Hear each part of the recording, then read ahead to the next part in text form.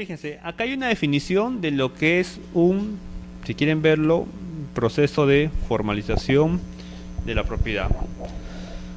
Dice que son acciones de carácter legal y técnico y de difusión que desarrollan los organismos competentes en materia de saneamiento físico legal, cuyo objetivo es enfrentar el problema de la informalidad en los derechos de propiedad urbana mediante el empleo de metodología moderna y procedimientos simplificados de formalización.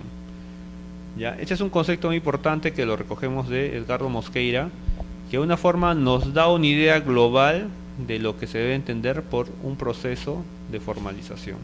Acciones de carácter legal y técnico, porque evidentemente cuando hablamos de saneamiento de propiedad, no solamente es un trabajo de un técnico, ¿no? O de un abogado. Yo les pregunto, ¿podría un abogado leer un plano? Bueno, podría ser el intento de hacerlo, ¿no? Pero probablemente a la conclusión que llegue no sea la más correcta. Y lo mismo, un técnico, un arquitecto, por más buena intención que tenga, podrá hacer un estudio de partida, sí lo puede revisar, de hecho podría encontrar problemas legales, pero ¿sería el profesional idóneo para poder resolver el tema? No, porque finalmente es una opinión de él, pero su opinión tiene que ser necesariamente técnica, ¿no? O sea, como dice zapatero a su zapato. Entonces, como el tema de saneamiento implica un estudio no solamente de la parte legal, sino que también de la parte física, que es la parte técnica, ya estamos hablando acá de un proceso que tiene que ser conocido por un equipo multidisciplinario, si quieren verlo así, ¿no? Donde llega un abogado y un técnico. Las famosas brigadas que de alguna forma se conocen, donde hay un abogado y un técnico, ¿no? Entonces, ese es un trabajo que tiene que ser visto de esa manera, ¿no? Desde el punto de vista técnico y desde el punto de vista legal. ¿Cuál es la finalidad de poder sanear la propiedad? O sea, la finalidad última es poder entregar títulos de propiedad que estén debidamente saneados, que no tengan ningún inconveniente, que no tengan inconvenientes desde el punto de vista técnico y tampoco tengan inconvenientes desde el punto de vista legal, ¿no? Porque imagínense, yo otorgo títulos de propiedad y ese título que yo otorgo finalmente tiene una duplicidad registral. ¿Es un título seguro? No, estoy generando más bien un problema, estoy generando una duplicidad registral. Y eso era justamente lo que sucedía con la anterior o con el anterior proceso de formalización que llevaba a cabo las municipalidades, ¿no? Ustedes por ahí podrán preguntar, ¿no?, a sus vecinos, a algunos amigos o tíos, no lo sé, en ciertas zonas por ahí, cuando la Municipalidad Provincial de Lima o Metropolitana otorgaba títulos de propiedad, porque en algún momento los otorgó, ¿sí? Algunos dirán, oye, pero ¿por qué a mi vecino sí le han otorgado el título de propiedad y a mí no me han otorgado títulos de propiedad? O peor aún, el título que me otorgó la Municipalidad Metropolitana de Lima no se inscribe, no se puede inscribir. ¿Por qué? Porque dice que es propiedad privada, ¿no? ¿Qué significaba eso? Que antes el proceso de formalización que llevaba a cabo las municipalidades carecían de algo muy importante, ¿ya? Carecían de algo muy importante, que justamente era contar con una metodología de saneamiento, ¿sí? Contar con una metodología de saneamiento. ¿Qué implicaba esto? De antes de yo otorgar un título de propiedad, tengo que estar seguro si ese terreno es del Estado o es propiedad privada, ¿no? Acá hay dos cosas, o es propiedad privada o es propiedad estatal. Si es propiedad del Estado no hay ningún problema, ¿no? Pero si es propiedad privada sí hay problema, ¿no? Entonces muchas veces la Municipalidad Metropolitana de Lima, cuando hacía esta función, pues no llegaba a definir si es que ese terreno era propiedad privada o propiedad estatal. No se llegaba a esa definición exacta. ¿Por qué razón? Porque sencillamente la municipalidad identificaba el asentamiento humano, generaba un plano perimétrico y un plano de trazado y lotización y lo ingresaba a registro. Y registro lo inscribía. Ahora, ese no era un problema solamente de la municipalidad, también era un problema de registro, ¿sí? ¿Por qué razón? Porque finalmente el registro es el que tiene que calificar el título y evaluar si corresponde o no la inscripción. Entonces ahí entramos, y vamos a sacar un paréntesis, a otro problema mayor, que hasta ahora persiste, ¿no? Que es el catastro de registros públicos. La pregunta es la siguiente, ¿no? ¿Registros públicos estará en capacidad de decir que tiene catastrado todos los predios a nivel nacional? No, ¿verdad? ¿Han hecho ustedes trámites en registros públicos? Fíjense, un trámite bien común que se hace es, por ejemplo, solicitar un certificado de búsqueda catastral. A mí me interesa, por ejemplo, un terreno determinado, ¿ya? Puede estar dentro del casco urbano, fuera del casco urbano, o puede estar incluso en zona rural. Me interesa un área en particular, pero yo no sé si es propiedad inscrita o no inscrita. Entonces, generalmente hay un procedimiento que es el certificado de búsqueda catastral, donde el ingeniero lo que hace o el arquitecto lo que hace es levantar justamente un polígono del predio, ¿no? Y desde luego asignándole, ¿no? Coordenadas, producto de un levantamiento topográfico, entiendo yo, para que sean reales.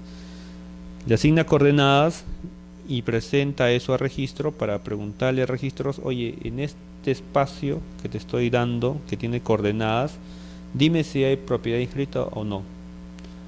¿No? Entonces ese plano con coordenadas, registro le ingresa a su base gráfica. Y en su base gráfica, el registro te va a decir si eso está inscrito o no está inscrito. ¿Ya? ¿Cuál es la verdad de las cosas? Que como registro no tiene en su base gráfica todas las propiedades habidas y por haber, en muchos casos te otorga un certificado, te dice no está inscrito. Y en letra chiquitita que te dice, oye, pero por si acaso te aviso de que mi catastro no está implementado al 100%, ¿ah? Lo vengo implementando de manera progresiva. Así que no te sorprendas si hay cambios. Y efectivamente sí suele haber cambios, porque por ejemplo, si hoy día me dicen de que este terreno no está inscrito, entonces yo puedo ya busco a mi abogado, ¿no? Puedo buscar a mi abogado y mi abogado dice, oye, pero podemos inmatricularlo, ¿no? Hagamos un procedimiento de título supletorio, inmatriculación, etcétera, etcétera. Entonces, después cuando este señor regresa después de un par de meses, unos 5 o 6 meses, ya con su documento de título supletorio, y le dice al registro, quiero inscribir y matricular este terreno. Yo lo he adquirido en base a un título supletorio que se dio notarialmente o judicialmente. Llega ese documento a registros públicos y nuevamente el registro lo evalúa. Y claro, si la vez pasada le evaluó un técnico que no fue, digamos, muy minucioso y por eso te dijo que no está inscrito, ahora te tocó pues un técnico que es mucho más minucioso, ¿no? Y empieza a investigar, indagar, ¿no? Y al final dice, oye, esto es comunidad campesina. Blah. Este terreno que me has pedido forma parte de una comunidad campesina. Blah. Porque encontré el título antiguo, ¿no? Y ahí estaba, refundido, pues ya lo acabo de graficar.